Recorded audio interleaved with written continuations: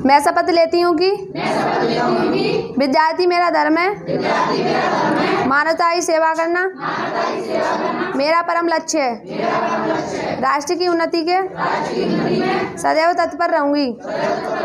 अपने कर्तव्य मार्ग पर आगे बढ़ते हुए एक स्वच्छ, सुंदर तथा भ्रष्टाचार मुक्त भारत का निर्माण करूंगी। जय हिंद।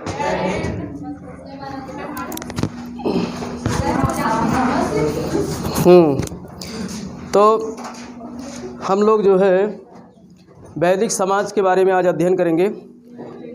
वैदिक समाज कैसा था, जो है वैदिक समाज अर्थात कि वैदिक लोगों की जो है रहन सहन कैसा था, आर्यों का। भाई वैदिक समाज किसने बनाया था? आर्यों ने बनाया था।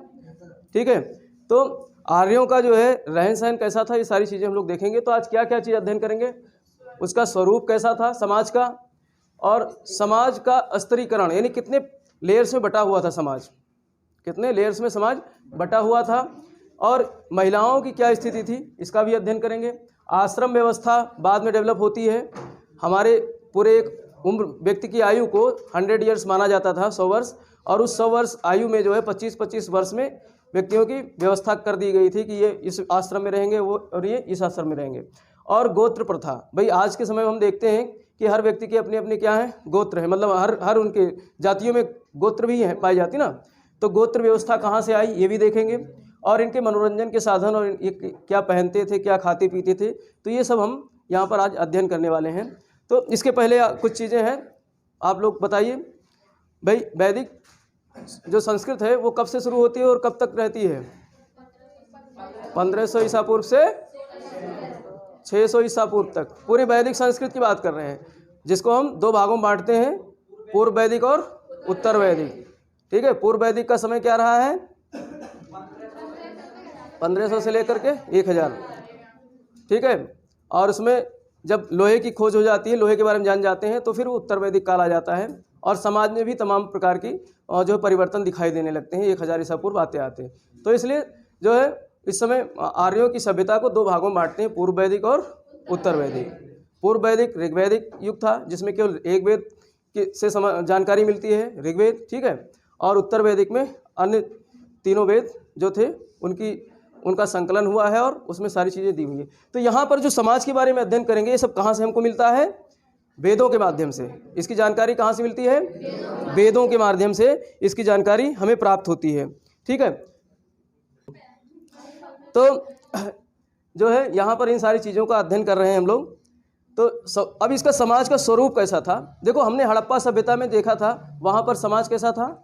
मात्र सत्तात्मक था, मात्र सत्तात्मक था ना हड़प्पा में। लेकिन समय आने के साथ साथ में जो स्त्रियों की दशा है, ये कुछ इस तरीके से गिरती चली जाती है स्त्रियों की दशा। अगर हम कर्म में देखना चाहें तो इस तरीके से देख सकते हैं कि यहाँ पर तो ये हड़प्पा है, यहाँ पर हम हड़प्पा मान सकते हैं। ठीक है, हड़प्पा में सभ्यता कैसी थी, मतलब उसका स्वरूप कैसा था? मात्र सत्तात्मक था। हड़प्पा में जो है महिलाओं का, उसके जो साक्ष्य मिले हैं पुरातात्विक, उससे पता चलता है कि वहाँ पर महिलाओं की स्थिति काफ़ी अच्छी थी, इसलिए समाज कैसा था? मात्र सत्तात्मक। लेकिन जब वैदिक समय आता है तो यहाँ पर समाज परिवर्तित हो जाता है, पितृसत्तात्मक हो जाता है। समाज कैसा हो जाता है? पितृसत्तात्मक। ठीक है, अब पितृसत्तात्मक में भी जो है इसमें क्योंकि 2 भाग हैं, उत्तर पूर्व वैदिक और उत्तर वैदिक। तो उत्तर पूर्व वैदिक में तो स्त्रियों की दशा अच्छी थी, लेकिन इसके बाद में स्त्रियों की दशा थोड़ी सी और गिरावट आती है। तो यहाँ पर तो पितृसत्तात्मक होते होते पूर्व वैदिक में फिर भी महिलाओं की स्थिति अच्छी थी, लेकिन इसके नीचे आते थे महिलाओं की स्थिति और डाउनफॉल होती चली जाती है। ठीक है, तो ये कर्व हम इस तरीके से बना सकते हैं कि यहाँ पर समाज जो था वो कैसा था? पितृसत्तात्मक। वैदिक समाज कैसा था? पितृसत्तात्मक था। और जो पूर्व वैदिक था, पूर्व वैदिक का जो समाज था पितृसत्तात्मक के साथ साथ में समता मूलक भी था। कैसा था? समता मूलक समाज था। इसको पूरा सही से बनाते हैं, एक सेकंड। देखो, हम इसे 3 भागों में अध्ययन कर सकते हैं। जो समाज है इसको हम 3 भागों में इसके स्वरूप को देख सकते हैं, पूर्व वैदिक, और एक जो है आपका उत्तर वैदिक, और एक आज की वर्तमान व्यवस्था। वर्तमान स्थिति क्या है, वर्तमान से भी तुलना करेंगे हम, वर्तमान स्थिति तभी हमारा जो है हमें पढ़ने का जो मकसद है वो पूर्ण होगा। देखो पूर्व वैदिक जो समय था, पूर्व वैदिक समय था, उसमें समाज क्या था? एक तो पितृसत्तात्मक था। क्या था? पितृसत्तात्मक था। और समाज समतामूलक था। यहाँ से प्रश्न आता है, बिल्कुल ये समतामूलक समाज था। कैसा था? समतामूलक। समतामूलक समाज, समता का मतलब होता है समानता। समता का मतलब क्या होता है? समानता। अर्थात यहाँ पर ऊंच नीच का भेदभाव नहीं था भी तो बहुत कम था। उसके पीछे कारण था। कारण क्या था कि यहाँ के लोग सिर्फ क्या करते थे? पशुपालन। इनका मुख्य व्यवसाय क्या था? पशुपालन। कृषि तो बहुत गौड़ व्यवसाय था, सबसे ज़्यादा क्या करते थे?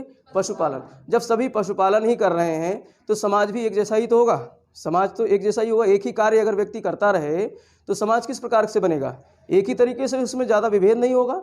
तो पूर्व वैदिक काल में समाज कैसा था? समतामूलक। प्रश्न आएगा कि पूर्व वैदिक काल का समाज कैसा था? समतामूलक था। ठीक है, उसमें कई चीज़ दे देगा। तो समाज ये कैसा था? समतामूलक था। और साथ में यहाँ पर संयुक्त परिवार की भी जो है वो देखने को मिलती है कि व्यक्ति जो है संयुक्त परिवार में रहता था। किस में रहता था? संयुक्त परिवार। और संयुक्त परिवार ऐसा नहीं, उसमें मतलब बेटी भी रहती थी, बेटी के बच्चे भी रहते थे और बेटी के दादा भी रहते थे। मतलब कह सकते हो आप जो है नाना भी साथ रह रहे हैं, दादा भी साथ रह रहे हैं और नाती भी साथ रह रही है और पोते भी साथ रह रहे हैं। ठीक है, इस तरीके से एक संयुक्त परिवार था। यानी बेटी के जितने भी रिश्तेदार थे वो भी साथ रहते थे और बेटे के पक्ष के भी रिश्तेदार साथ रहते। तो इस प्रकार के संयुक्त परिवार था। और इसके लिए एक शब्द आया है ऋग्वेद में, निप्त्रे। ऋग्वेद में ऐसे संयुक्त परिवार क्या कहा गया है? इसको नोट कर लो, नप्त्रे। नप्त्रे, ऐसे संयुक्त परिवार को ऋग्वेद में क्या कहा गया है? नप्त्रे। यानी कि सब लोग सब एक साथ रह रहे थे। संयुक्त परिवार ऐसा था जिसमें नाना, दादा और जो है उनके नाती पोते, ठीक है, ये सब रहते थे। अब यहाँ पे तो नाती इसको कहते हैं शायद जो बेटे का मतलब बेटा होता है, लेकिन पूर्वी साइड में नाती जो है बेटी के बेटे को कहते हैं। नाती जो है बेटी के बेटे को नाती कहते हैं और बेटी को नतनी कहते हैं। लेकिन यहाँ इस पश्चिमी साइड में जो है शायद अपने ही जो है बेटे के ही बेटे के उस नहीं, उसको पोता कहते हैं। तभी तो मैंने पोता लिखा। जो बेटे का बेटा होगा उसको क्या कहेंगे? पोता कहेंगे।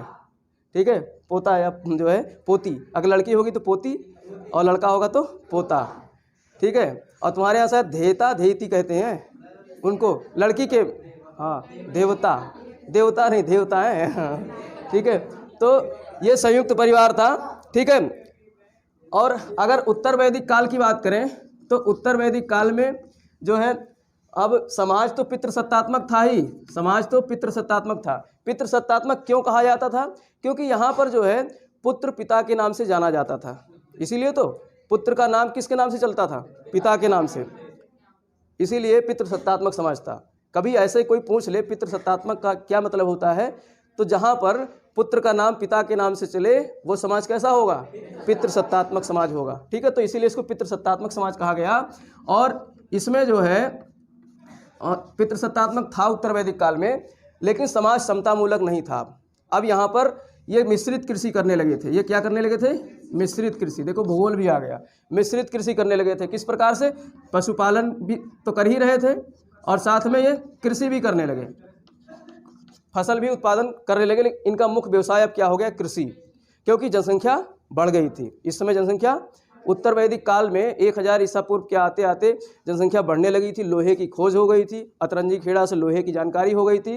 तो अब यहाँ पर पशुपालन के साथ साथ में कृषि भी करने लगे और कृषि व्यवसाय ज़्यादा उभर कर आया। यानी अब उत्तर वैदिक काल का मुख्य व्यवसाय क्या था? कृषि। और पशुपालन अब गौड़ व्यवसाय हो गया था। तो इसलिए समतामूलक समाज तो होगा ही नहीं। अब यहाँ पर जो ज़्यादा कृषि उपज करेगा, जो अतिरिक्त उत्पादन करेगा, वो अतिरिक्त आमदनी कमाएगा, अतिरिक्त पैसा कमाएगा। जब अतिरिक्त पैसा कमाएगा तो समाज में इज्जतदार हो जाएगा, बड़ा आदमी हो जाएगा।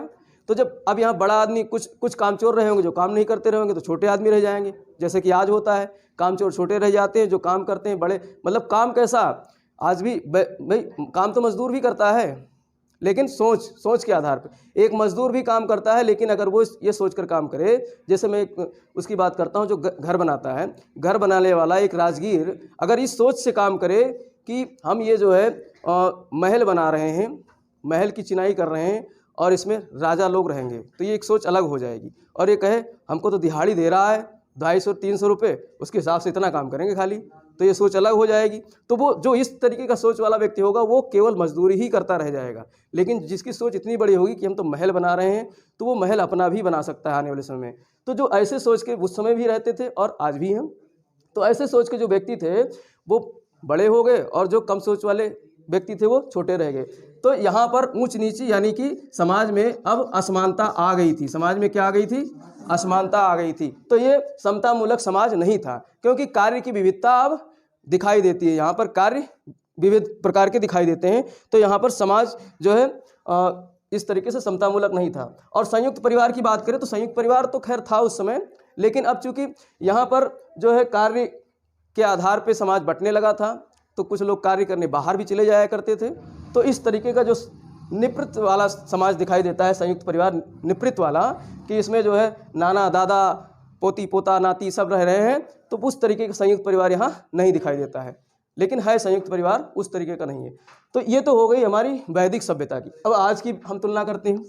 आज का समाज क्या पूरी तरीके से पितृसत्तात्मक है? नहीं है, मिश्रित जो है दिखाई देगा आपको।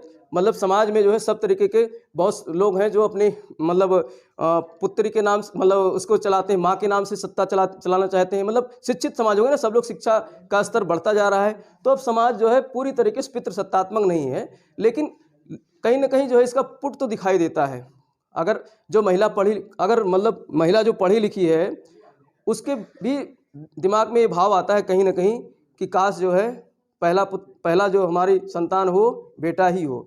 बेटी की भावना नहीं आती महिला के अंदर भी, आज भी है। तो समाज में कहीं ना कहीं पितृसत्तात्मक समाज आज भी है, इस तरीके से देखने को मिलता है, लेकिन पूरी तरीके से नहीं है।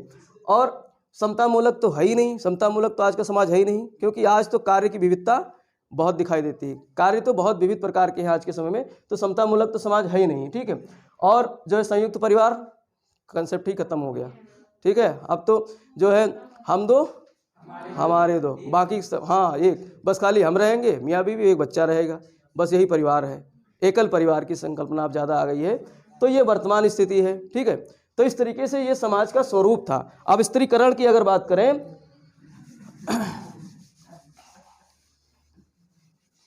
स्त्रीकरण मतलब समाज कितने स्तर में बटा था, ये मुख्य हमारा टॉपिक है जो है।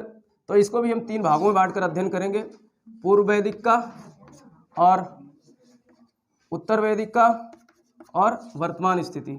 ठीक है, ये इसको समझना ठीक से, यहाँ से काफ़ी प्रश्न आते हैं। ठीक है, और ये समझने की बात भी है। देखो इसमें क्या था, पूर्व वैदिक काल में जो समाज था वो वर्ण में नहीं बटा दिखाई देता है, लास्ट में आते आते ऐसा दिखाई देता है। लेकिन यहाँ पर जो है ऋग्वेद में कितने मंडल हैं? 10 मंडल है ना। तो इसमें ऋग्वेद में जो दूसरा मंडल है, ऋग्वेद के दूसरे मंडल में वर्ण की बात आती है कि समाज में वर्ण था। और वर्ण का मतलब क्या होता है? रंग। वर्ण का मतलब रंग। तो यहाँ पर वर्ण 2 प्रकार के दिखाई देते हैं, 2 रंग वाले व्यक्ति दिखाई देते हैं, एक आर्य और दूसरा अनार्य। दूसरा क्या? अनार्य। आर्य और अनार्य। भाई आर्य लोग ही तो आए थे मध्य एशिया से।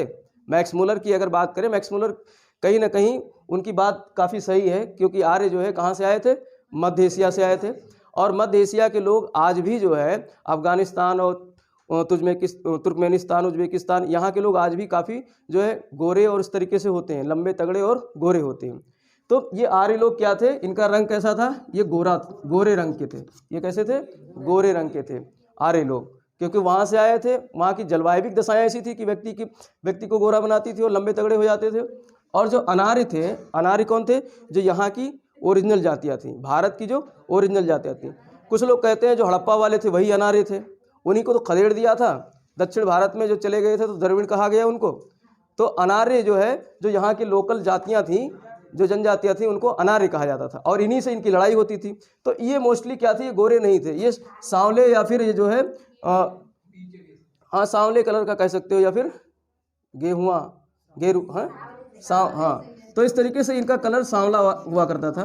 तो ये अनार्य थे। तो ये दो वर्ण दिखाई देते हैं शुरुआत में, लेकिन यहाँ पर वर्ण व्यवस्था स्थापित नहीं हुई थी। यहाँ पर वर्ण व्यवस्था अभी स्थापित नहीं हुई शुरुआत में। और इसके अलावा जो ऋग्वेद का एक मंडल है नवा। भाई ऋग्वेद के कुछ मंडल बाद में स्थापित किए गए हैं, बाद में संकलित किए गए हैं। कौन कौन से? भाई 2 से लेकर 7 तक तो प्राचीन है, पहला और 8वां, 9वां और 10वां ये बाद में संकलित हुए हैं, जिसमें 9वां 10वां तो काफ़ी बाद में संकलित हुआ है। तो नवा वेद, नवा जो भाग है, नवा खंड जो आपका इसका खंड है, भाग है ऋग्वेद का, तो उसमें 9वें मंडल में क्या लिखा हुआ है? उसमें एक व्यक्ति कहता है कि मैं कवि हूँ, मैं कवि हूँ और मेरा पिता जो है क्या है? वैद्य है, और मेरी माता घर में आटा पीसने का काम करती है। तो ये प्रश्न आता है कि ये बात किस मंडल, ऋग्वेद के किस मंडल में है? तो ये ऋग्वेद के 9वें मंडल में। अब देखो इससे हम क्या बात निकालते हैं, ये ऋग्वेद में लिखा तो है, ऋग्वेद में क्या लिखा है? एक व्यक्ति कहता है कि मैं कवि हूँ, यानी मैं कविता करता हूँ, और मेरे पिताजी क्या हैं? चिकित्सक हैं, वैद्य हैं, और मेरी माता क्या करती हैं? आटा पीसने का काम करती हैं। तो इससे पता चलता है कि समाज अभी कर्म के आधार पर बटा था। समाज किस में बटा था? कर्म के आधार पर। तो 9वें मंडल से हमें पता चलता है कि ऋग्वेद का समाज कैसा था? कर्म के आधार पर। ऋग्वैदिक समाज कैसा था? कर्म के आधार पर बटा हुआ था। अब इसके आधार पर हम एक बात और निकाल सकते हैं, जैसे मैं शिक्षक हूँ, और यही बाद में शिक्षक ज्ञानी आदमी बाद में अपने आप को ब्राह्मण कहने लगा। ठीक है, तो मेरे परिवार से मैं मान लो शिक्षक हूँ, और मेरे पिताजी मान लेते हैं सेना में रहे हूँ, सैनिक रहे हूँ। ठीक है, मेरे पिताजी सैनिक रहे हूँ, तो वो क्षत्रिय, बाद में क्षत्रिय वर्ण बन जाएगा। और मेरा भाई मान लेते हैं व्यापार कर रहे हो, मेरा भाई मान लेते हैं व्यापार कर रहा हो, तो ये बाद में वैश्य बन जाता है। और मान लेते हैं कोई दूसरा भाई या मेरी माता सेवा कर रही हूँ, समाज की सेवा कर रही हूँ, या हो सकता है जो है मतलब पूरे परिवार की सेवा कर रही हूँ, सेवादार हूँ, तो ये बाद में इसको क्या कह दिया जाएगा? शूद्र। तो 9वें मंडल से हमें पता चलता है कि समाज कर्म के आधार पे बटा था, ना कि जातियों के आधार पे। ऋग्वेद का समाज कर्म के आधार पर बटा था। शिक्षक ही बाद में, मतलब ये ऐसा हम अनुमान लगा सकते हैं कि पढ़ा लिखा व्यक्ति बाद में ब्राह्मण हो गया, और जो सुरक्षा करने वाला व्यक्ति जो सेना में भर्ती होता था वो जो है क्षत्रिय हो गया, और व्यापार करने वाला व्यक्ति क्या हो गया? वैश्य हो गया, और जो सेवादार थे, सेवा करने वाले व्यक्ति शूद्र हो गए। तो ये तो हमको 9वें मंडल से पता चलता है। यानी अभी तक व्यवस्था कैसी थी?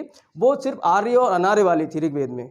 ठीक है, लेकिन इसके बाद में जो 10वां मंडल मिलता है, 10वां मंडल में एक सूक्त है। कौन सा सूक्त है? पुरुष सूक्त। 10वां मंडल में मैंने बताया था एक दिन, 10वां मंडल में एक सूक्त है पुरुष सूक्त। पुरुष सूक्त में यहाँ पर देखो बड़ी चालाकी कर दी यहाँ के आर्यों ने। आर्य अपने आप को, आर्य का मतलब क्या होता है? श्रेष्ठ। आर्य का मतलब क्या होता है? श्रेष्ठ। तो आर्यों ने अपनी श्रेष्ठता स्थापित कर दी यहाँ पर आकर के। 10वें मंडल में उन्होंने बताया, 10वां मंडल में उन्होंने संकलित किया। भाई संकलन किसने किया था ऋग्वेद का? महर्षि कृष्ण द्वैपायन, जिनको वेद व्यास कहा जाता है। वेद व्यास क्यों कहा जाता है? क्योंकि उन्होंने शायद व्यास उसमें गणित में व्यास किसको कहते हैं?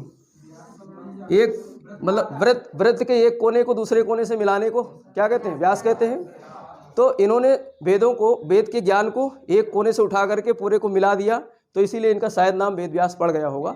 जहाँ तक मैं मतलब उसका गणित लगाता हूँ, तो इनका मतलब टाइटल वेद व्यास था, लेकिन इनका नाम था महर्षि कृष्ण द्वैपायन।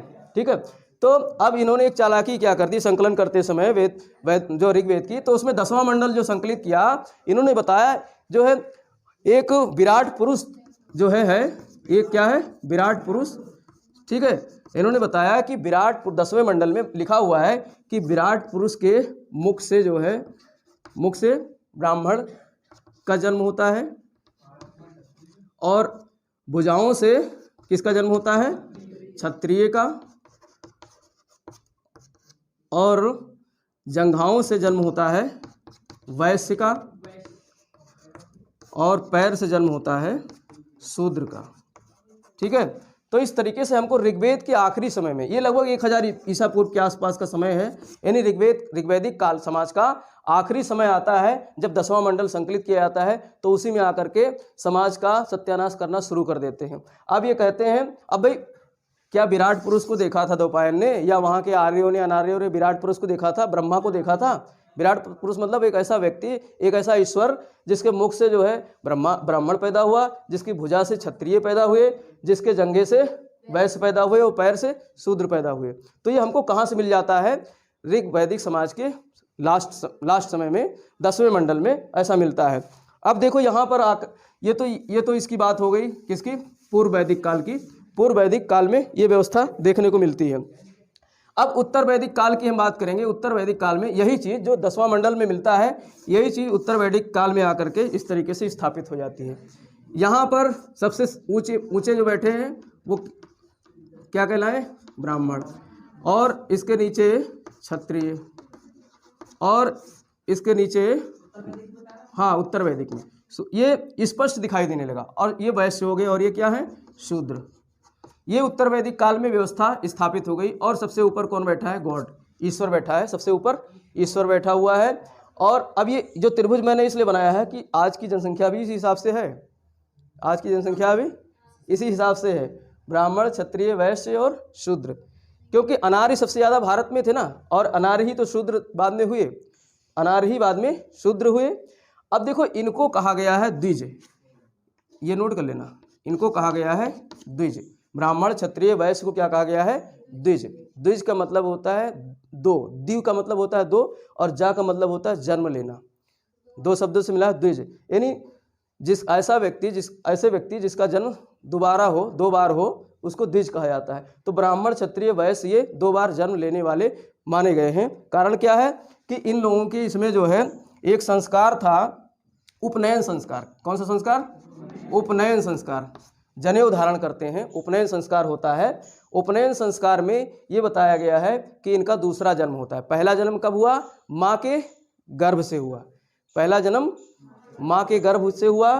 फिर दूसरा जन्म कब हुआ? जब जनेऊ धारण किया गया। इन लोगों ब्राह्मण, क्षत्रिय और वैश्य के बच्चों को जब जनेऊ धारण कराया गया, उपनयन संस्कार कराया गया, तो उससे क्या हुआ? उनका दूसरा जन्म हुआ। यानी माँ के गर्भ से जन्म लिया हुआ बच्चा अपवित्र माना जाता था, अपवित्र माना जाता था। इसलिए उसका उपनयन संस्कार करके और दूसरा जन्म दिया जाता था। उपनयन संस्कार के बाद ही शिक्षा आरंभ होती है। ये हम आश्रम व्यवस्था में भी देखेंगे। तो इस तरीके से जो उत्तर वैदिक समाज था उसमें स्पष्ट रूप से चातुर्वर्ण दिखाई देते हैं। क्या दिखाई देते हैं? चातुर्वर्ण। ठीक है, ये चातुर्वर्ण जो है हमको कहाँ दिखाई देता है? स्पष्ट रूप से उत्तर वैदिक काल में दिखाई देता है। ठीक है, और अगर हम आज के समय की बात करें, आज के समाज की, तो आज के समाज में ब्राह्मण में भी कई कैटेगरियाँ हो गई। जो एक वेद पढ़ता है वेदी, जो एक वेद का ज्ञाता है वेदी, जैसे किरण वेदी का टाइटल वेदी है। और जो 2 वेदों का ज्ञाता है उसको द्विवेदी, जो 3 वेदों का ज्ञाता है उसको त्रिवेदी। मिलते हैं टाइटल त्रिवेदी। और जो 4 वेदों का ज्ञाता है उसको चतुर्वेदी। ज्ञाता हो या ना हो, लेकिन ये टाइटल मिलते हैं कि नहीं मिलते हैं? टाइटल मिलते हैं कि नहीं मिलते हैं? क्योंकि समाज अब वर्णों पे व्यवस्थित हो गया है। वेदी, द्विवेदी, त्रिवेदी, चतुर्वेदी, शुक्ला, पांडे, तिवारी, ये सब अब तमाम कैटेगरियाँ बन गई समाज की। और यही चीज़ आगे जा करके इसी समाज की विषमता की वजह से ही तमाम प्रकार के नए नए धर्म आएंगे, अभी हम लोग आगे देखेंगे। तो और जो क्षत्रिय हैं, क्षत्रिय आज के समय में कितने भागों में बट गए। कोई कहता है मैं सूर्यवंशी हूँ, कोई कहता है मैं जो है चंद्रवंशी हूँ, कोई कहता है मैं यदुवंशी हूँ, कोई कहता है मैं कछवाहा ठाकुर हूँ। ठीक है, तो ये सब क्षत्रिय कैटेगरी हैं। आज इतनी विविधता दिखाई दे रही है हमको, यहीं से तो मिलता है। और वैश्य जो व्यापारी वर्ग है, व्यापारी में कोई अग्रवाल कहता है, कोई गुप्ता कहता है, कोई साहू कहता है। ठीक है, इतनी कैटेगरी हो गई सब है। हाँ, जैन तो धर्म ही अलग है। ये जो आर्य थे ये हिंदू धर्म की बात हो रही है। ठीक है, अभी वो जैन बाद में, अभी जब ये पढ़ लेंगे उसके बाद आएगा। और जो शूद्र है, शूद्र में आज के समय में कौन आता है? जो पिछड़ी जातियां हैं, जो अति पिछड़ी जातियां हैं, जिसको हम लोग ओबीसी कहते हैं, अदर बैकवर्ड क्लासेस, ओबीसी। जनजातियां हैं और हरिजन हैं, एससी हैं, ये सब क्या है? शूद्र की कैटेगरी में आते हैं। आज के समय में ये सब इसकी कैटेगरी में आते हैं। तो ये समाज का हमारा आज जो है कितना कॉम्प्लिकेटेड समाज हो गया है। और ये कहाँ से मिला है हमको? ऋग्वेद के 10वें मंडल से शुरू हुआ है। चातुर्वर्ण का प्रारंभ कहाँ होता है? ऋग्वेद के 10वें मंडल से शुरू होता है। और उत्तर वैदिक काल में आकर के समाज 4 वर्णों में विभक्त हो जाता है। ठीक है। 9वें मंडल में तो ये पता चलता है कि समाज कर्म के आधार पर बटा था, क्योंकि यहाँ वहाँ एक उदाहरण मिलता है कि मैं कवि हूँ, मेरा पिता जो है वैद्य है और मेरी माँ चक्की चलाती है, आटा पीसती है। तो 10वें मंडल से ये जानकारी मिलती है कि समाज ये इस स्थिति में पहुँच गया था। तो ये वर्तमान की, इसलिए वर्तमान की तुलना इसलिए कर रहे हैं क्योंकि हम वहाँ तक पहुँच जाएँ कि हमारा समाज कहाँ से बनता हुआ आज यहाँ तक पहुँचा है। ठीक है, तो ये तो हो गया समाज का स्त्रीकरण। अब हम लोग देखेंगे समाज में स्त्रियों की दशा क्या थी, समाज में स्त्रियों की दशा क्या थी।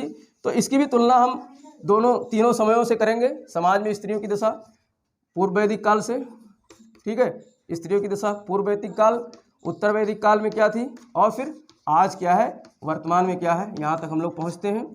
देखो पूर्व वैदिक काल में स्त्रियाँ जो है समाज में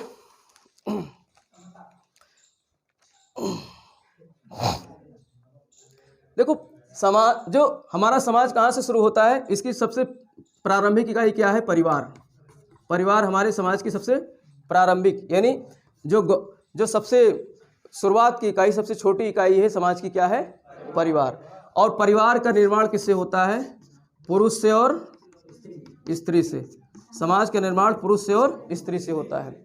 पूर्व वैदिक काल में जो है स्त्रियों का सम्मान बराबर था, लेकिन स्त्रियां जो है वो कामना करती थी कि जो है पुत्र रत्न की प्राप्ति हो। स्त्रियां कम नहीं थी, वो आज भी यही कहती हैं कि हमको बेटे की ही प्राप्ति होनी चाहिए, बेटी की कामना नहीं करती हैं। वो पहले से चला आ रहा है, पूर्व वैदिक काल से ये परंपरा चली आ रही है कि माएँ जो है पुत्र की ही कामना करती हैं। ठीक है, इसलिए तो हमारा समाज जो है पितृसत्तात्मक रहा है। ठीक है, और यहाँ पर देखो महिला को ऋग्वेद में क्या कहा गया है, जाए दस्तम। महिला को ऋग्वेद में कहा गया है, ऋग्वेद में महिला को कहा गया है, स्त्री को कहा गया है जाए दस्तम। जाए दस्तम, जाए दस्तम का मतलब होता है महिला ही गृह है, महिला ही घर है, महिला ही क्या है, घर है। और आज भी यानी जो पत्नी है, स्त्री है, वही क्या है, गृह है, वही क्या है, घर है। तो कहीं ना कहीं महिलाओं के लिए सम्मान था, तभी तो ये बात कही गई है। आज भी तो कहते हैं बेटी हमारी धन है, घर की लक्ष्मी है, इसलिए तो कहते हैं। तो ये बात हम यहाँ से सीखे, पूर्व वैदिक काल से ही सीखते चले आ रहे हैं। और उसको तब क्या कहते थे, जाए दस्तम। तब क्या कहते थे, जाए दस्तम। अब ये प्रश्न आएगा, इसको नोट जरूर कर लेना। जाए दस्तम क्या है, जाए दस्तम पूर्व वैदिक समाज का ऋग्वेद में क्या लिखा हुआ है, जाए दस्तम यानी स्त्रियां यानी पत्नियां वो घर की लक्ष्मी हैं, घर गृह है, वही गृह है, वही घर है, उन्हीं से घर बनता है। तो ये यहाँ पर इस और यहाँ पर जो है स्त्रियों को भाई एक हमने पढ़ा था, कुछ जो है संस्थाएं थीं पूर्व वैदिक काल में। 5 संस्थाएं हुआ करती थीं। कौन कौन सी, विदत, सभा, समिति, गण और परिषद। महिलाएं किस में भाग लेती थीं, विदत में और सभा में। तो विदत और सभा में यानी पूर्व वैदिक काल में महिलाओं की स्थिति अच्छी थी, वो सभा और समिति में, वो सभा विदत और सभा में भाग ले सकती थी। महिलाओं की स्थिति अच्छी थी इस समय। और महिलाओं का भी उपनयन संस्कार होता था, उपनयन संस्कार महिलाओं का भी होता था। महिलाएं भी उपनयन संस्कार की अधिकारी थी, कब, ऋग्वैदिक समाज में। यानी ये भी जनेऊ धारण करती थी। और उपनयन संस्कार का मतलब ये होता है इसके बाद शिक्षा ग्रहण करेंगे, उपनयन संस्कार के बाद शिक्षा ग्रहण करेंगे। क्योंकि उपनयन संस्कार जो है एक ऐसा संस्कार है जिसमें व्यक्ति को शुद्ध किया जाता है, शुद्धिकरण होता है। बाकायदा हवन ववन करके पंडित जी आते हैं, हवन ववन करा करके व्यक्ति को शुद्ध करते हैं। तो स्त्रियों को भी ये अधिकार प्राप्त था, कब, ऋग्वैदिक समाज में। और इसी समय जो है शिक्षा का भी अधिकार था। शिक्षा का अधिकार तो बाद में भी रहा है, उत्तर वैदिक काल में भी। और यहाँ भी मतलब ये यहाँ ज़्यादा था, क्योंकि उपनयन संस्कार के बाद महिलाएं जो है वो शिक्षा ग्रहण करती थीं। ठीक है, और इसके अलावा जो है यहाँ पर कुछ जब शिक्षा ग्रहण करती थी तो कुछ महिलाएं विदुषी भी हुई होंगी, विद्वान भी हुई होंगी, जिनको विदुषी कहते हैं। महिला विद्वान हो तो उसको विदुषी कहते हैं। ठीक है, तो कुछ विदुषी भी थे, उनका नाम था जैसे लोपामुद्रा, अपाला और घोषा, विश्वरा। ये ऋग्वैदिक समाज की थी। ठीक है, ये ऋग्वैदिक समाज की थी, लोपामुद्रा और अपाला, घोषा और विश्वरा। और भी महिलाएं थी, लेकिन ये मुख्य महिलाएं जो परीक्षा में पूछता है, क्या पूछता है कि अपाला। अब ये उसमें अंतर करके पूछ लेगा, पूर्व वैदिक समाज में और उत्तर वैदिक समाज में कौन कौन सी महिलाएं विदुषी थी। तो अभी हम जो है पूर्व वैदिक समाज की विदुषी महिलाओं की बात कर रहे हैं। कौन कौन, लोपामुद्रा, अपाला, घोषा और विश्वरा। ठीक है, और इसके अलावा यहाँ पर एक प्रथा और थी, नियोग प्रथा। पूर्व वैदिक समाज में एक प्रथा थी, नियोग प्रथा। स्त्रियों को सम्मान दिलाने के लिए, स्त्रियों को सम्मान, जिस महिला, जिस स्त्री के बच्चे नहीं होते थे तो उनको मतलब पुत्र रत्न की प्राप्ति के लिए एक प्रथा थी, नियोग प्रथा। कौन सी प्रथा?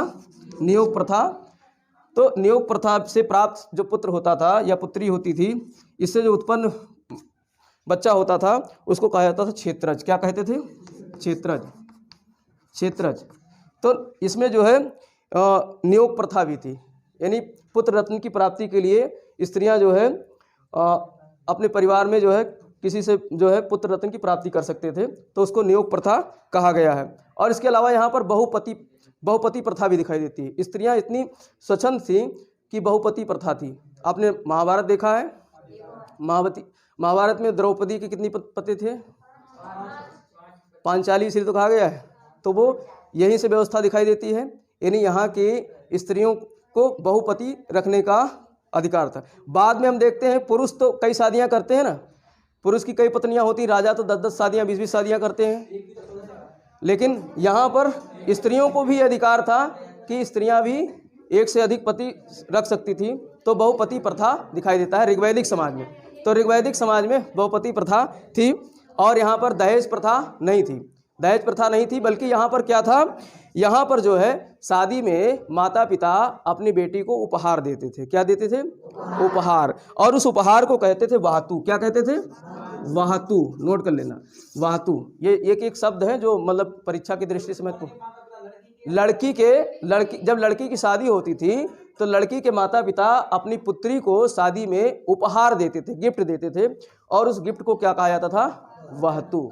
वाहतू कहते थे। तो यहाँ पर सती वो नहीं दिखाई देता है, मतलब यहाँ पर दहेज प्रथा नहीं दिखाई देती है। ठीक है। और ये तो उत्तर वैदिक, ये तो पूर्व वैदिक समाज हो गया। अब उत्तर वैदिक समाज में देखते हैं कि एक बात, यही चीज़ देखते हैं, यहाँ पर जो है स्त्रियों को अब सभा और विदत से, सभा तो खत्म ही कर दिया गया, विदत खत्म कर दिया गया, सभा थी। तो सभा में अब जाने का उनका प्रावधान नहीं था। भाई जब ऋग्वैदिक समाज में सभा में जाती थी तो स्त्रियों वाली सभा को क्या कहते थे? सभावती। मैंने कल पढ़ाया था ना, सभावती कहते थे।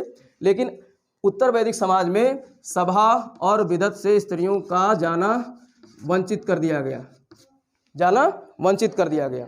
लेकिन फिर भी स्त्रियों को सम्मान था, क्योंकि यहाँ पे कुछ चीज़ें ऐसी मिलती हैं, जैसे शतपथ ब्राह्मण में स्त्री को क्या कहा गया है? अर्धांगिनी। आज भी कहते हैं स्त्री को, आज भी तो अर्धांगिनी कहते हैं कि नहीं कहते हैं? भाई शंकर जी हमारे उसमें अर्धनारीश्वर हैं, शंकर भगवान हमारे अर्धनारीश्वर हैं, आधा पुरुष आधा स्त्री। तो शतपथ ब्राह्मण में ये बात मिलती है, शतपथ ब्राह्मण ने लिखा है कि जो है स्त्री को अर्धांगिनी का दर्जा दिया गया है। तो यानी सम्मान था, स्त्रियों का सम्मान था। लेकिन वहीं पर दूसरी तरफ ये भी लिखा मिलता है ऐतरेय ब्राह्मण में। कौन से? मैंने बताया था ना कि हर वेदों के ब्राह्मण ग्रंथ भी हैं। तो एक किस वेद का ब्राह्मण ग्रंथ है आप बताना? ऐतरेय ब्राह्मण किस ग्रंथ का? हाँ, ऋग्वेद का ब्राह्मण ग्रंथ का क्या नाम है? ऐतरेय ब्राह्मण। तो ऐतरेय ब्राह्मण में लिखा मिलता है कि जो है पुत्री ही समस्त दुखों का कारण है। पुत्री ही समस्त दुखों का कारण है। भाई आज भी तो अगर किसी के पास पुत्रियां हो जाए और उसका बाप जो है दारू पीने वाला हो, तो शादी करने में उसको दिक्कत है, कहेगी ये लड़कियां ही हमारे घर की सत्यानाशीन है, पटक पटक के मारते हैं। तो वहाँ शतपथ ब्राह्मण में जहाँ ये लिखा मिलता है कि जो है स्त्रियां अर्धांगिनी हैं, वहीं पर जो है ऐतरेय ब्राह्मण में लिखा मिलता है कि पुत्री ही समस्त दुखों का कारण है। लेकिन और इसके साथ साथ में जो है एक और मैत्रायणी संहिता है। एक कौन सी संहिता है? मैत्रायणी संहिता। इसमें लिखा मिलता है कि जो है पासा मतलब जुआ, पासा और सुरा, ये तो खराब चीज़ है ही है। पासा सुरा के साथ में स्त्री भी खराब है। स्त्री भी जो है वो समाज की क्या है? बुराई है। स्त्री को भी समाज की बुराई माना गया है। किसमें मिला है? मैत्रायणी संहिता में ये लिखा मिलता है कि पासा सुरा के साथ महिलाएं भी, स्त्रियां भी क्या हैं? समाज की बुराई हैं, समाज के लिए हानिकारक हैं। ठीक है, देख रहे हो हमारे पुरखे लोग क्या क्या लिख के गए हैं। तो ये लिखा मिला है। अब मन करता है मिल जाए तो फोड़ दे। हाँ, ये लिख कर गए, मतलब महिला ही जननी है, पूरे विश्व की जननी है, और उसके बारे में ये बातें लिख के जा रहे हैं, सिर्फ अपना उल्लू सीधा करने के लिए लिख दिया इस बातों को। सही ना? तो लेकिन अभी भी महिलाओं की स्थिति अच्छी थी, क्योंकि यहाँ पर शिक्षा की व्यवस्था थी। महिलाएं अभी जो है, महिलाएं यहाँ पर पढ़ने जाती थी, अरे शिक्षा ग्रहण आश्रम में जाती थी, और जो महिलाएं आश्रम में आजीवन शिक्षा ग्रहण करती थीं उनको कहा जाता था ब्रह्मवादिनी। क्या कहा जाता था? ब्रह्मवादिनी। ब्रह्मवादिनी ऐसी महिलाएं जो आश्रम में जा करके, उत्तर वैदिक समाज में आश्रम स्थापित होता, अभी हम लोग आगे देखेंगे, तो उनको क्या कहा जाता था? ब्रह्मवादिनी, जो आजीवन आश्रम में शिक्षा ग्रहण करती थी, और जो शादी के बाद भी पढ़ती थी। जैसे बहुत सारी अभी बच्चियां हैं शादी के बाद पढ़ना चाहेंगी, तो उत्तर वैदिक समाज में जो बच्चियां शादी के बाद पढ़ना चाहती थी, जो कन्याएं, उनको कहा जाता था साधु वधू। क्या कहा जाता था? साधो वधू। साधो वधू, वधू का मतलब हो गया विवाहित जो है महिला, जो घर की बहू हो, वधू हो गया, और साधो मतलब शिक्षा ग्रहण करने वाली। तो शादी के बाद शिक्षा ग्रहण करने वाली महिलाएं या कन्याएं क्या कहलाती थीं? साधो वधू। ठीक है, यानी कि अभी उत्तर वैदिक समाज में महिलाओं की स्थिति सही थी, शिक्षा ग्रहण करती थी। इसीलिए तो यहाँ पर गार्गी, मैत्रेयी और कात्यायन जैसी विदुषी पैदा हुई। गार्गी यहाँ आती है। गार्गी उत्तर वैदिक काल की जो है एक विदुषी थी। तो यहाँ पर गार्गी, मैत्रेयी, कात्यायनी और जो है सुबला, ये सब जो है उत्तर वैदिक काल की विदुषी महिलाएं हैं, विद्वान महिलाएं हैं। ठीक है, तो ये तो हमारा जो है उत्तर वैदिक समाज का जो है ये हो गया। और यहाँ पर अब जो है उपनयन संस्कार भी बंद कर दिया गया था, महिलाओं का उपनयन संस्कार बंद कर दिया गया था। और यहाँ पर जो है एक चीज़ और दिखाई देती है थोड़ा सा, जो महिलाओं को शादी के बाद माता पिता उपहार देते थे, जिसको क्या कहा गया? वह बहतूत। अब यहाँ पर स्त्रियों को दिया जाने वाला सामान स्त्री धन कहलाया। क्या कहलाता था? स्त्री धन। यानी अब दहेज की पुट दिखाई देने लगी है। थोड़ा दहेज अभी नहीं कहा गया है, लेकिन दहेज की पुट अभी यहाँ दिखाई देने लगती है। अब स्त्री धन, स्त्री लेके जा रही है, यानी ये घर की संपत्ति हमारी लेके जा रही है, धन लेके जा रही है। तो स्त्री धन यहाँ कहाँ लग जाना। अब देखो वर्तमान की क्या स्थिति है। वर्तमान में, हालांकि वर्तमान में भी परिवार, आज भी परिवार का निर्माण स्त्री और पुरुष से होता है, महिला और पुरुष से परिवार का निर्माण होता है। लेकिन आज जो है अब समाज का ढांचा चेंज हो गया है। अब महिलाएं जो है, हमको हमारे जो है संविधान में महिलाओं को समानता दिया गया है। अरे सुन लो, भारतीय संविधान के जो है आर्टिकल 14 से लेकर 18 तक, भारतीय संविधान के 14 से लेकर 18 तक के आर्टिकल में समानता की बात की गई है।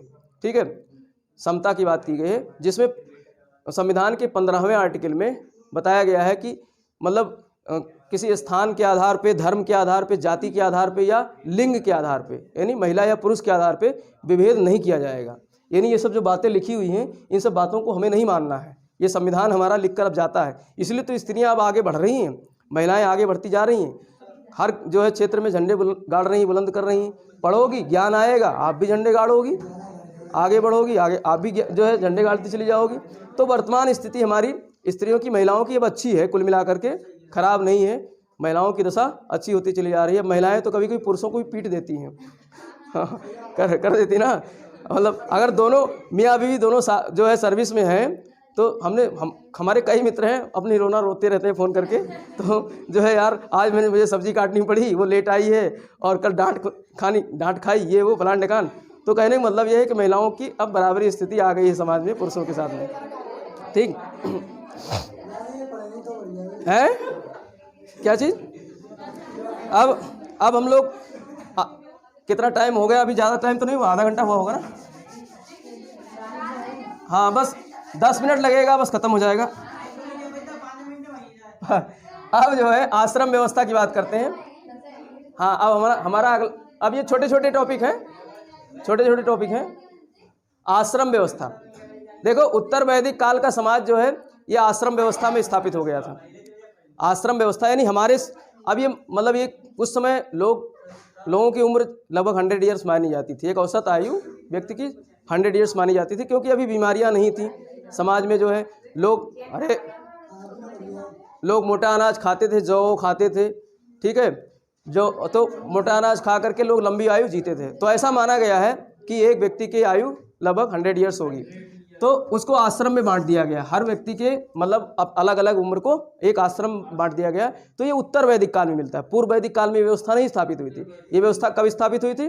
उत्तर वैदिक काल। यहाँ पर वर्ण व्यवस्था भी उत्तर वैदिक काल में स्थापित हो गई थी। वर्ण आश्रम, वर्ण आश्रम मतलब 4 प्रकार के जो है जातियाँ मिलती हैं, ब्राह्मण, क्षत्रिय, वैश्य और शूद्र। इनको क्या कहा गया? वर्ण आश्रम व्यवस्था।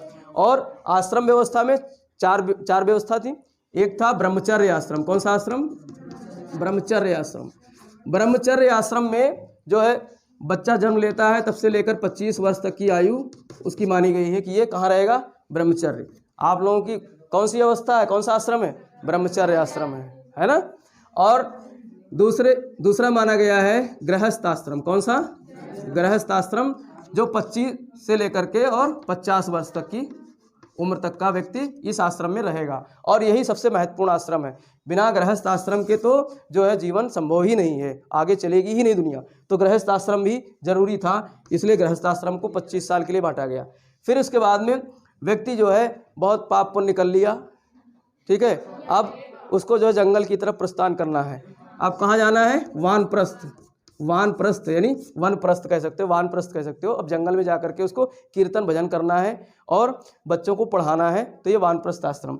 और वानप्रस्थ आश्रम में जब सब कुछ अब अभी भी समाज से मिलता जुलता है व्यक्ति, जो है ऐसा नहीं अपने रिश्तेदारों को भूल गया है, उसके जो है नाती पोते मिलने आते हैं अभी भी, तो सामाजिक व्यक्ति है अभी, लेकिन रहता कहाँ है? जंगलों में। और अब इसके बाद में जो इसकी उम्र 50 से लेकर के 75 वर्ष, 50 से लेकर 75। जब व्यक्ति 75 वर्ष से अधिक हो जाएगा तो वो संन्यास धारण करेगा। अब वो सन्यासी हो जाएगा और 100 वर्ष में आकर के मर जाएगा, संन्यास में ही वो मर जाएगा। हाँ, 75 से 100 वर्ष, उसकी अधिकतम आयु 100 वर्ष मानी गई है। तो अब सन्यासी एक आदर्श मॉडल बनाया गया है। अब देखो ब्रह्मचर्य की कुछ विशेषताएं हैं, समझ लो। ब्रह्मचर्य इसमें जो है कुछ संस्कार होते हैं। एक पहला संस्कार होता है उपनयन संस्कार, ठीक है। उपनयन संस्कार के बाद व्यक्ति शिक्षा ग्रहण करता है। देखो अब यहाँ पर समाज भी 4 वर्णों में विभक्त हो गया था। समाज हमारा कितने वर्णों में विभक्त था? 4 वर्णों में, ठीक है। समाज हमारा इस तरीके से 4 वर्णों में विभक्त था, ठीक है। तो इसमें जो है जो ऊपर के 3 जिसको द्विज कहा गया है, द्विज किसको कहा गया? ये प्रश्न आ जाएगा। द्विज किसको कहा गया? ब्राह्मण, क्षत्रिय और वैश्य। ये जो है इनका क्या होता था? उपनयन संस्कार। इनका क्या होता था? उपनयन। सिर्फ इन्हीं द्विज लोगों का उपनयन संस्कार होता था, ठीक है।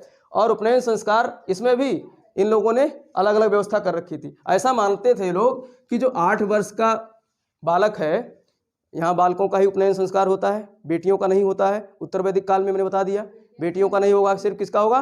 बेटों का होगा। तो 8 वर्ष का बेटा ब्राह्मण का होगा, उसका क्या होगा? उपनयन संस्कार होगा। यानी 8 वर्ष की आयु में वो इतना समझदार हो गया है कि अब शिक्षा ग्रहण करेगा, उपनयन संस्कार करके और उसको शिक्षा दी जाएगी।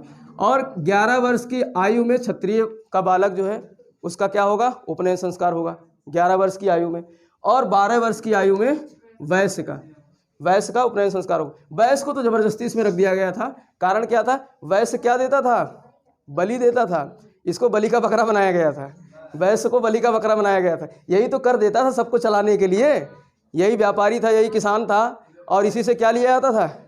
कर, जिसको क्या कहा गया है? बलि, भाग, और क्या कहा गया है? शुल्क। और कितना देता था? 1/16 भाग। तो सिर्फ वैश्य को ही जो है कर दिया जाता था। इसीलिए यहाँ पर जो है हमारे ऋषि मुनियों ने जिन्होंने वेद की जो है संकलन किया है, उन्होंने लिख दिया है कि वैश्य का भी उपनयन संस्कार होगा, उसके बालक का भी, लेकिन कितनी आयु में? 12 वर्ष की आयु में। तो 12 वर्ष की आयु में इसका उपनयन संस्कार। अब उपनयन संस्कार के बाद बच्चा शिक्षा ग्रहण करता था और 25 वर्ष की आयु तक वो शिक्षा ग्रहण करके विद्वान या जो भी कुछ बनना है बन जाता था। अब उससे कहा जाता था अब तुम्हारी उम्र अब गृहस्थ आश्रम की हो गई, अर्थात अब तुम्हारी शादी वादी कर दी जाएगी, और शादी करके अब तुम कुछ जन्म लेकर आए हो, तो जन्म में कुछ तुमने पाप किए थे तो उसको भोगना है अब आकर के गृहस्थ आश्रम में। अब उससे ऋण मुक्त होना है। व्यक्ति जन्म के साथ 3 ऋण लेकर आता है। जब जन्म लेता है व्यक्ति तो 3 प्रकार के ऋण से दबा रहता है, ऐसा लिखा हुआ है, माना गया है इसमें जो है। तो 3 ऋण कौन से थे? एक ऋषि ऋण है, एक पितृ ऋण है। पितृ ऋण आज भी हम लोग उतारते हैं, पितृ ऋण पुरखों के लिए जो बताया गया है, और एक जो है देव ऋण है। तो देखो ऋषि ऋण कैसे पूरा होगा? अभी तुम लोग ऋषि ऋण उतार रहे हो, लेकिन अभी तो तुम अध्ययन कर रहे हो ऋषि ऋण हम उतार रहे हैं। ऋषि ऋण हम तो गृहस्थ आश्रम में हैं। आप मान लो आप ब्रह्मचर्य आश्रम में हो, क्योंकि आपका उपनयन संस्कार हो गया, आप शिक्षा ग्रहण कर रहे हो। उपनयन तो अब नहीं होता है, अब तो ब्राह्मणों, क्षत्रियों, वैश्यों में भी बहुत कम होता है। तो ब्रह्मचर्य आश्रम में आप रह रहे हो, लेकिन हम तो गृहस्थ आश्रम में, हमारी आयु तो ही 25 से 50 के बीच में है, तो हम किसमें हैं? गृहस्थ आश्रम में। तो हम ऋषि ऋण कैसे उतार रहे हैं? अध्ययन करके। क्या करके? अध्ययन करके, यानी ऋषि मुनि बन रहे हैं अध्ययन करके, ज्ञान अर्जित कर रहे हैं। लेकिन उस समय ज्ञान किस चीज़ का अध्ययन करना था? वेदों का। तो वेदों का अध्ययन कीजिए और ऋषि ऋण को चुकाइए।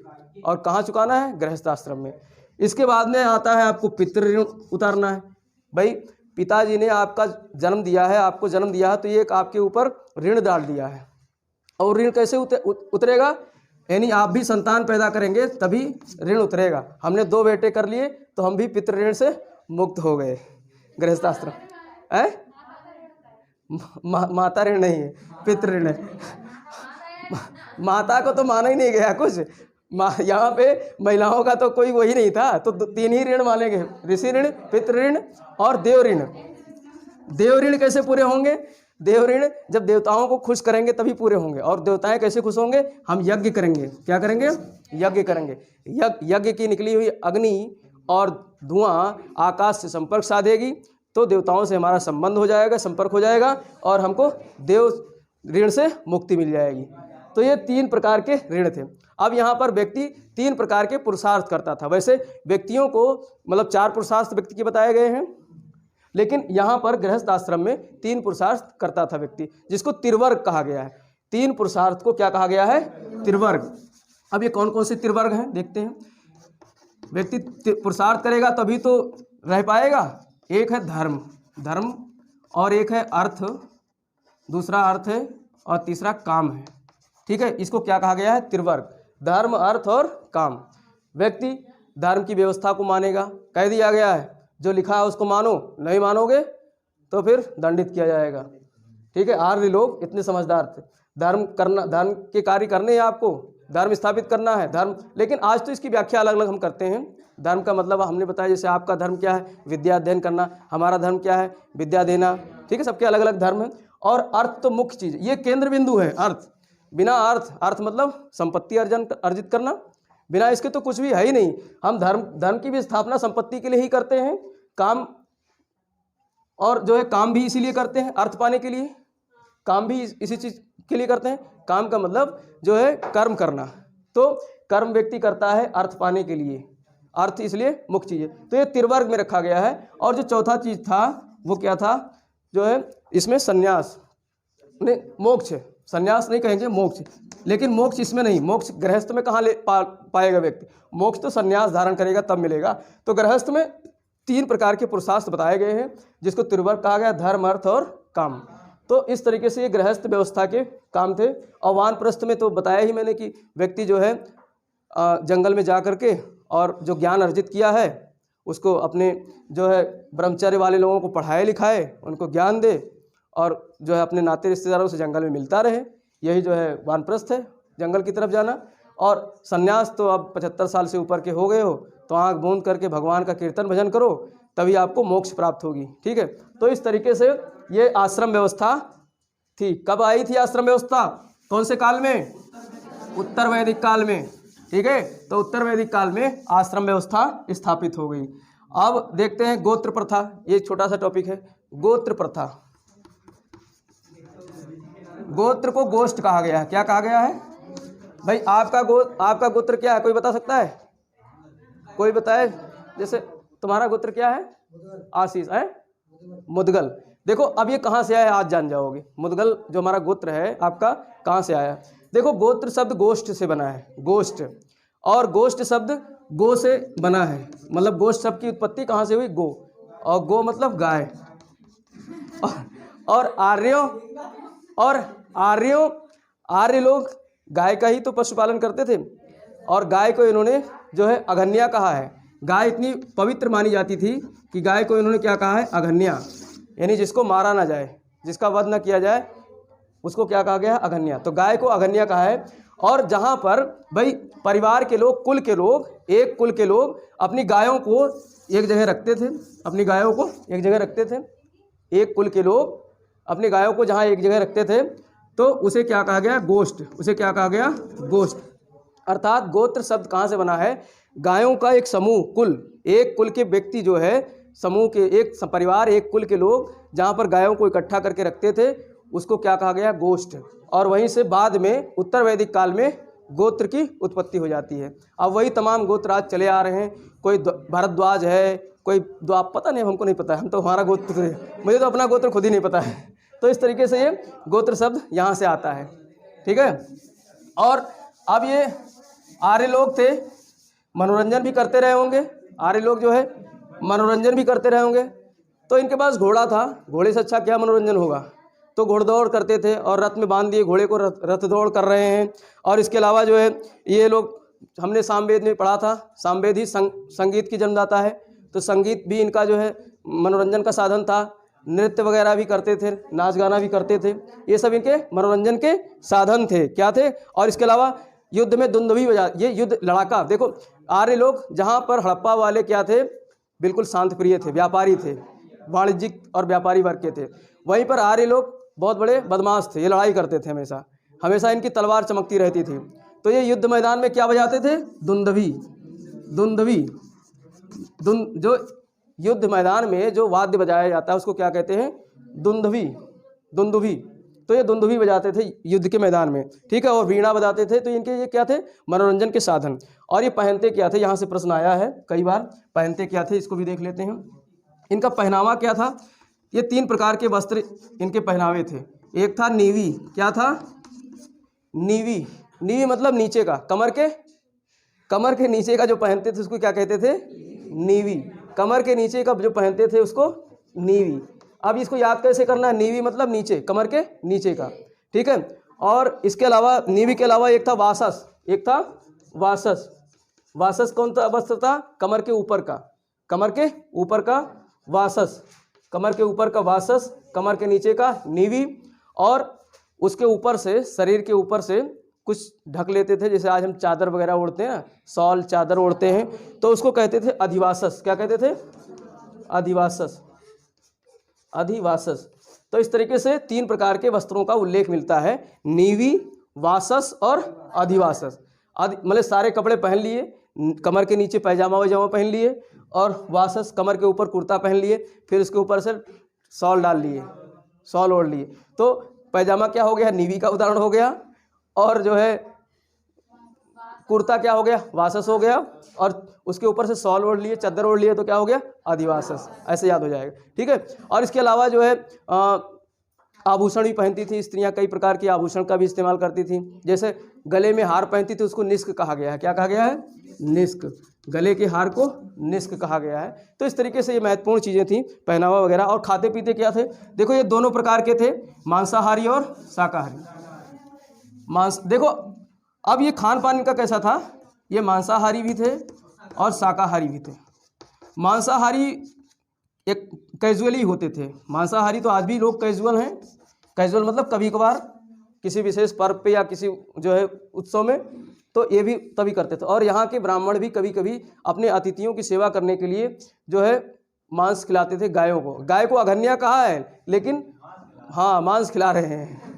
तो ये मांसाहारी भी थे। लेकिन ज़्यादातर अनार्य लोग, अनार्यों का ये भोजन था। मांसाहार मुख्य रूप से अनार्यों का भोजन था, आर्यों का नहीं था। और शाकाहारी सभी लोग खाते थे। अब क्या क्या खाते थे शाकाहारी लोग? दूध, दही, घी और जौ का, और दूध में जौ मिला करके खीर बनाते थे, जिसको क्षीर पकौदन कहते थे। क्षीर पकौदन। दूध में जैसे खीर नहीं बनाते हैं, चावल का खीर बनाते हैं ना, दूध में चावल डाल के खीर बनाते हैं। तो इनका जो खीर होता था, दूध में जौ डालते थे। इनके जौ मुख्य फसल थी, मतलब जौ इनके यहाँ पवित्र फसल मानी गई है। पवित्र फसल कौन सी थी? जौ थी। तो दूध में जौ डाल करके ये क्षीर पकौदन बनाते थे। क्षीर पकौदन अर्थात खीर बनाते थे, इसको खीर कह सकते हो। तो जौ वाला खीर बनाते थे। और इसके अलावा जौ का सत्तू खाते थे। जौ का सत्तू खाते थे, उसमें दही डाल करके। सतुआ जानते हो? सतुआ, हाँ। तो जौ का सतुआ बनाते थे, उसमें दही डाल देते थे, तो उसको कहते थे करम्ब। जौ के सतुआ में दही डालते थे तो उसको क्या कहते थे? करम्ब। हाँ, ये सब शब्द हैं, यहाँ से प्रश्न बनते हैं। करम्ब क्या है, प्रश्न पूछ लेगा करम्ब क्या है। तो जौ में दूध में जौ डाल करके, या तो ऐसे दही किस में डालते हैं? सत्तू में दही डाल देते हैं तो क्या बन जाता है? करम्ब। तो ये सब इनके खाने के वो थे। और मांसाहार में देखो भेड़ बकरी और ये सब खाते थे, लेकिन पूर्व वैदिक समाज में मछली का जिक्र नहीं आया है। मछली का आहार नहीं खाते थे। उत्तर वैदिक काल में मछली का जिक्र होता है, ये एक मुख्य पॉइंट था। यानी पूर्व वैदिक समाज में मछली का ज्ञान नहीं था, मछली के मांस नहीं खाते थे। उत्तर वैदिक काल में मछली खाने लगे थे, मांसाहार। तो इस तरीके से ये पूरा टॉपिक हमारा समाज का आज खत्म हो गया। ठीक है, कल हम लोग जो है धर्म के बारे में पढ़ेंगे, धर्म या फिर आर्थिक व्यवस्था, कोई भी एक टॉपिक लेंगे। 2-3 टॉपिक अभी हैं। भाई समझ में आ रहा है कि नहीं?